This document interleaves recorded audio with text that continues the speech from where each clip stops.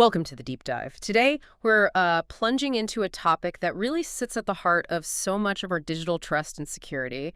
We're talking about building an effective cybersecurity compliance program. Now, this isn't just, abstract rules. It's really about safeguarding sensitive data, navigating this, complex regulatory world we live in. And ultimately, it's about preserving that essential trust people place in organizations with their information. Honestly, for anyone navigating the modern digital landscape, whether you're leading a business or maybe just curious about how your own data is handled, understanding this is absolutely essential. It really is. And our mission for this deep dive, essentially, is to cut through some of the jargon. We want to explore the critical elements, the practical significance, and importantly, the proven best practices for a truly successful cybersecurity compliance program. We've pulled together insights from some excellent material to give you the most impactful takeaways. Okay, great. Let's unpack this right away then. When we say cybersecurity compliance program, what exactly are we talking about? It can sound a bit, bureaucratic, can't it? That's fair. At its core, think of it as an organization's structured blueprint for digital safety and, importantly, accountability. It's really a systematic approach designed specifically to ensure they're adhering to cybersecurity laws, industry standards, internal policies. And how it does this is by implementing specific rules, well-defined processes using robust technologies, and continuous training. All of it meticulously crafted, really, to protect sensitive information from what is, let's face it, a constantly evolving threat landscape. So it's much more dynamic than just a one-off project or some static checklist. It sounds like a comprehensive, almost living strategy that needs to keep adapting. But, for organizations juggling so many priorities, how do they make sure this continuous evolution stays, top of mind rather than slipping down the agenda? Yeah, that's a critical challenge. The why behind it all has to be understood at every single level. Yeah. And that actually leads us directly into the core benefits. The material we looked at highlights 5 key reasons why a robust compliance program isn't just, a regulatory burden. It's actually a strategic imperative. Right. And this is where it gets really interesting, I think, for anyone running a business or even just wondering why certain data policies exist out there. Why is having such a program so absolutely critical? What are the tangible upsides beyond just, avoiding trouble? Exactly. So first off, regulatory adherence. And look, this isn't just about avoiding a slap on the wrist. We're talking about fines that can genuinely cripple a business. Sometimes, like 4% of global annual revenue under rules like GDPR, or potentially even higher for specific breaches under, say, HIPAA in the U.S. It's literally a multi-billion-dollar reason to get this right. And beyond that, it's about avoiding damaging legal fights and just ensuring the business can keep running.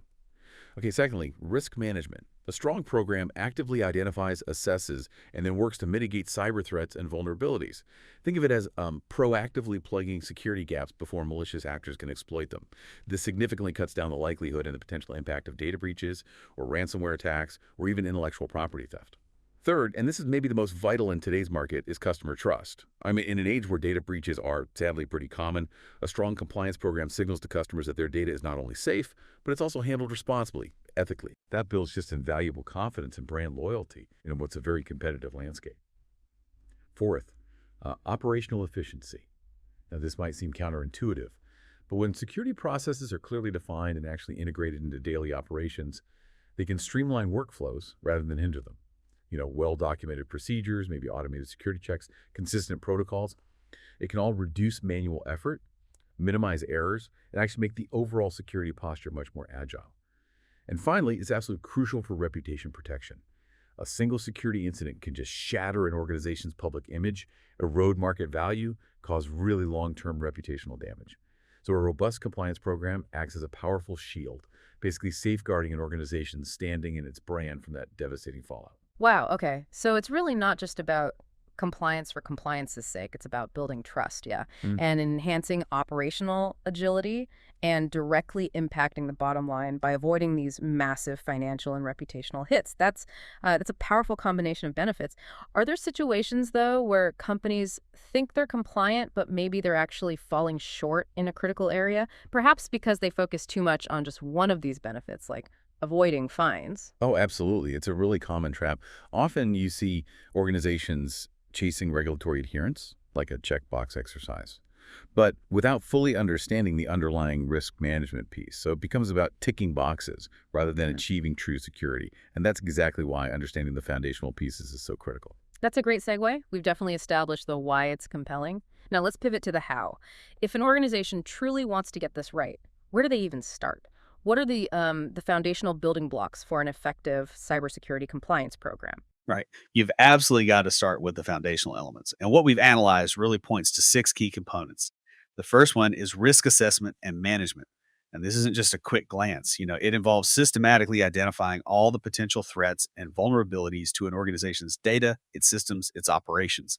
Then, crucially, it's about quantifying that risk, understanding its likelihood and potential impact, and then developing tailored strategies to mitigate or manage it effectively. You just can't protect what you haven't identified as vulnerable, right? Okay, following that, you need robust policy development. This means creating clear, concise, and importantly, enforceable rules and guidelines. Guidelines for how data should be handled, how it should be accessed and protected across the entire organization. These policies really set the standard for secure behavior and operations. Then comes security controls implementation. This is where you actually deploy the defenses. Technically, that might mean things like advanced threat detection with SIEM systems, that security information, and event management. Which basically pulls together all your security logs to spot unusual activity. Yep. Or maybe robust identity and access management solutions. It could even involve moving towards something like a zero trust architecture where, no user or device is inherently trusted even inside the network. And procedurally, it's about things like mandatory multi-factor authentication, strict data classification protocols, that kind of thing. That's fascinating because intuitively you might think technology solves everything, but how do you make sure those sophisticated technical controls are actually effective and not just, another layer of complexity that maybe gets bypassed? Exactly. And that's where the fourth component, training and awareness, becomes absolutely paramount. You hit the nail on the head. Even the best tech can be bypassed by human error or social engineering tactics. So educating employees about security best practices, how to recognize sophisticated phishing attempts, understanding their individual role in protecting data is just vital.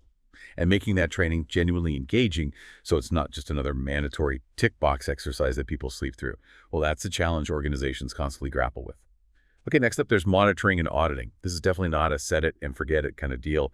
It's about continuous oversight, regular independent checks to make sure that the policies and controls are not only being followed, but are actually effective against the new threats that pop up all the time.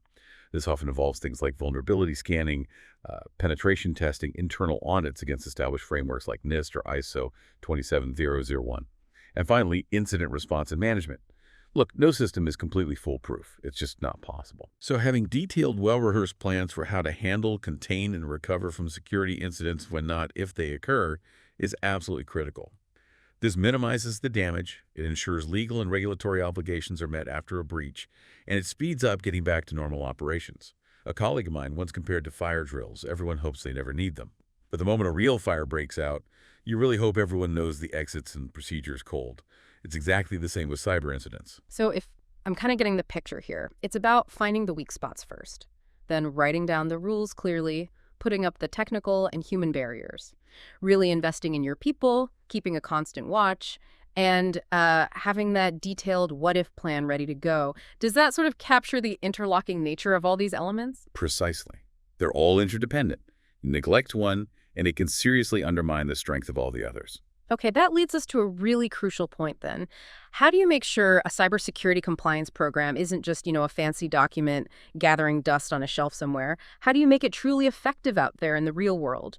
What are the best practices for successful implementation beyond just having the components on paper? Yeah, good question. The sources we reviewed really emphasize 5 key best practices that help move a program from just being a concept to being an impactful reality. First, and probably foremost, is top-down commitment.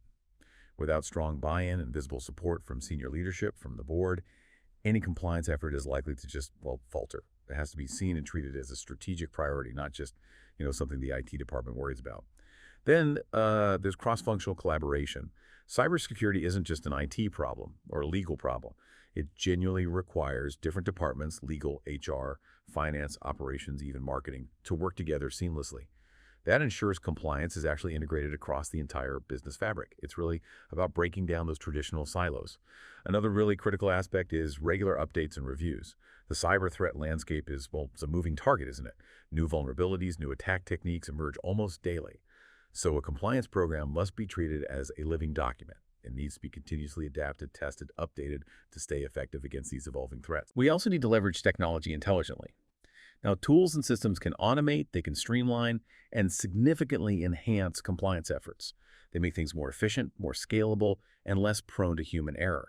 But this isn't just about buying the latest software. It's about strategically deploying solutions that actually provide visibility, automate policy enforcement where possible, and improve threat detection capabilities.